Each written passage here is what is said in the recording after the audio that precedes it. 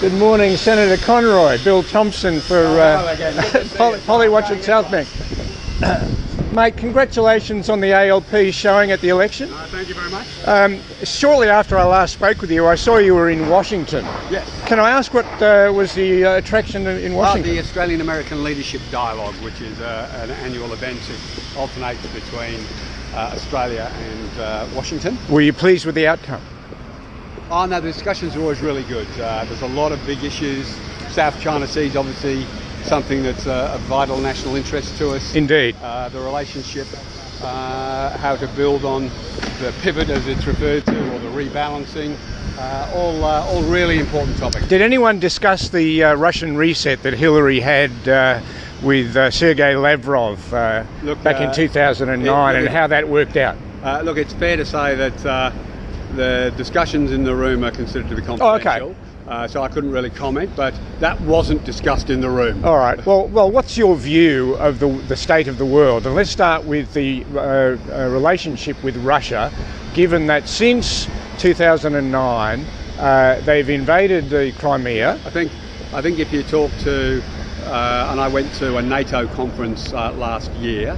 If you talk to all of the European countries, they're very concerned about Russia's belligerence. You've seen, as you mentioned, the Crimea. You've seen Russian submarine surfacing in ports of foreign nations. You've seen flyovers. You've seen aggressive activity off Alaska and down the coast of the US. So Putin is certainly been far more robust, and it's fair to say that countries in Europe are very concerned about the activities of Mr. Putin. I remember during one of the debates, Mitt Romney said that Russia was the greatest geopolitical foe, and President Obama said the 1980s are calling and want their foreign policy back again.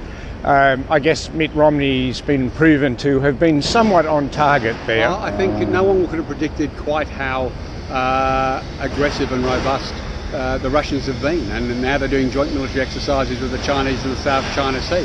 So a combination of all of those activities certainly means the world's in a more dangerous place than it was 5-6 years ago. You mentioned China, where we see what's going on there. North Africa is in flames. Can you suggest anywhere in the world that you think is better off in terms of the effect of smart diplomacy?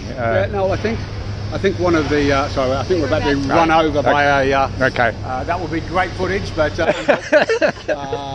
might want to come over here. Okay. Where they're going. Look, I think that the world traditionally understands that there is a period once the primaries started in the American elections where there's a bit of status quo.